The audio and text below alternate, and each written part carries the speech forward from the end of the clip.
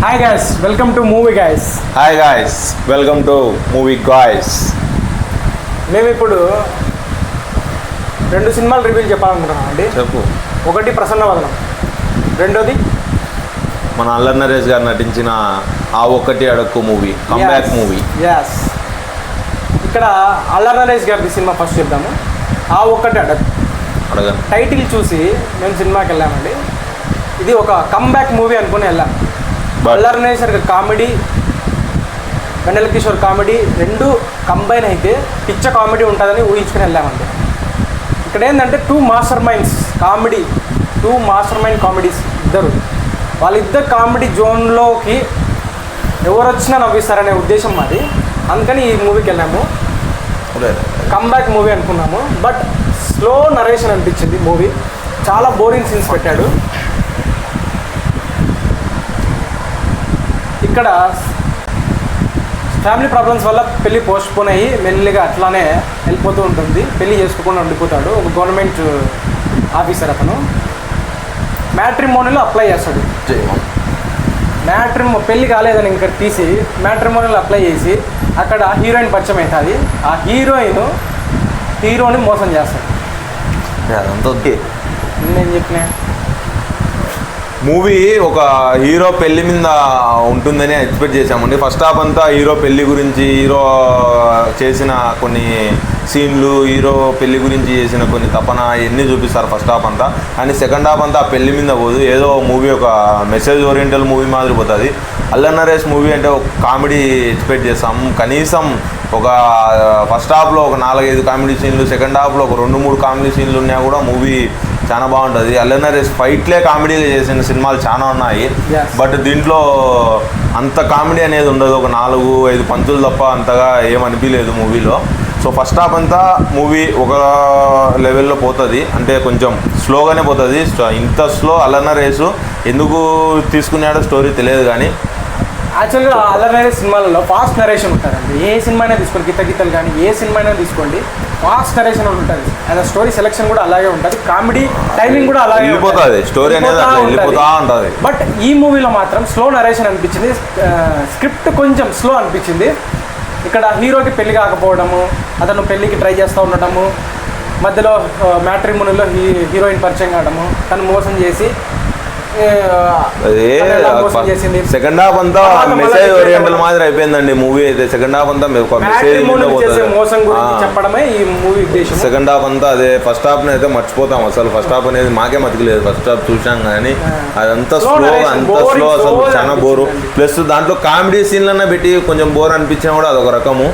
But comedy scenes కూడా లేవు కాబట్టి ఈ మూవీ అంతా ఇదిగా అనిపించింది. బట్ మూవీ లవర్స్ అనేటోళ్ళు ఖచ్చితంగా వాచ్ చేయండి. అల్లరి నరేష్ గారి కామెడీ మూవీ అని తీసిన మూవీ ఆ ఒక్కటి అడక్కు. కానీ అందరూ తప్పకుండా వెళ్ళి చూడండి. ఫ్యామిలీతో చూడొచ్చు. ఫ్యామిలీ మూవీ అంటే కొంచెం ప్రొడక్షన్ వాల్యూస్ ఇంకొంచెం ఇంక్రీజ్ చేసి ఇంకొక కొన్ని సీన్లు యాడ్ చేసి, కొన్ని కామెడీ సీన్లు యాడ్ చేసి ఉంటే బాగుండింది. అదే సీనే అదే లాగుతున్నట్టు అనిపించింది ఎందుకో. ఈ మూవీకి నేను 2.5 రేటింగ్ ఇస్తానండి. ఎందుకంటే నాకు మూవీ కొంచెం స్లో నరేషన్ అనిపించింది. ప్లస్ సెకండ్ హాఫ్ అంతా కామెడీ అనేది లేదు. కామెడీ కమ్బ్యాక్ మూవీ అనుకున్నాము. ప్లస్ ట్రైలర్లో చూపించిన దీంట్లో రియాలిటీగా చేయలేకపోయినారు అనిపించింది నాకు. ఓవరాల్గా అయితే 2.5 ఇవ్వచ్చండి. 1 time watchable movie in theatres and ఓటీటీలో కూడా చూడొచ్చు. బట్ థియేటర్కి వెళ్ళి చూడండి అని రెఫర్ చేస్తాం, ఎందుకంటే మేము మూవీ లవర్స్ కాబట్టి. సో అదే అండి ఆ ఒక్కటి అడక్కు సినిమా గురించి. నెక్స్ట్ మన సుహాస్ గారు తీసిన ప్రసన్నవదనం సినిమా రివ్యూ కూడా ఈ వీడియోలో చేయబోతున్నాము. ఆ సినిమా కూడా ఈరోజే రిలీజ్ అయింది. ఆ సినిమా కూడా మేము మార్నింగే వెళ్ళి వాచ్ చేసాము. మూవీ కాన్సెప్ట్ చాలా బాగా నచ్చింది నాకు. ఇక్కడ కాన్సెప్ట్ ఏంటంటే హీరోకి యాక్సిడెంట్ వల్ల కొంచెము బ్రెయిన్లో డ్యామేజ్ కావడం వల్ల కొన్ని నరాలు ఎఫెక్ట్ అయ్యి అతను రికగ్నైజ్ చేసే శక్తి కోల్పోతాడండి. రికగ్నైజ్ చేసే శక్తి ఉండదు. ఎందుకంటే కళ్ళు, ముక్కు, నోరు ఇవన్నీ కనిపిస్తాయి, కానీ ఆ 3 పార్ట్లు కలిసి ఒక ఫేస్ తయారైతే అది రికగ్నైజ్ చేయలేకపోతాడు. ఆ డిజార్డర్ పోతే చాలా బాగుందండి మూవీ కాన్సెప్ట్. స్టోరీ నరేషన్ కూడా ఫస్ట్ కొంచెం స్లో అనిపించింది, తర్వాత కథలోకి వెళ్తానే. బట్ ఇక్కడ ఏమనుకుంటామంటే ఇక్కడ స్టోరీ అంతా ఆ కాన్సెప్ట్ చుట్టూ తిరుగుతుంది అనుకుంటాం, కానీ బట్ అన్వాంటెడ్ కొన్ని సీన్లు అంటే పెట్టాడండి ఫస్ట్ హాఫ్లో. బట్ సెకండ్ హాఫ్లో మొత్తం స్టోరీ అంతా ఈ కాన్సెప్ట్ చుట్టూ తిప్పాడు. అది ఎలా వచ్చింది, ఎలా హీరో దాని నుంచి బయటపడతాడు, ఇదంతా బాగా చూపించాడు. క్రైమ్ థ్రిల్లర్ మాదిరి అనిపించిందండి. ఓవరాల్ గా క్రైమ్ థ్రిల్లర్ మాదిరి అనిపించింది. క్రైమ్ ఉంటది కొంచెం ఇంకొకరో డైరెక్టర్ ఇంకొకరో దాని మీద శ్రద్ధ తీసుకొని కొన్ని సీన్లు రీటేకులు తీసినా, కొన్ని సీన్లు ఇంకొకరో కొన్ని క్యారెక్టరైజేషన్ కొంచెం పెంచిన. సుహాస్ యాక్టింగ్ అయితే ఓవరాల్ గా సుహాస్ యాక్టింగ్ అయితే సూపర్ అండి. సుహాస్ సీన్లు మనకి ఎదురైతే ఊహించిన సీన్లు అది బాగా నచ్చింది. బాగా సుహాస్ మూవీ చూసేటప్పుడు ఆడియన్స్ కి కావాల్సింది ఇదే. ఆ కంటెంట్ మాత్రం ఖచ్చితంగా మూవీలో ఉంది. Please watch movies in theatres only.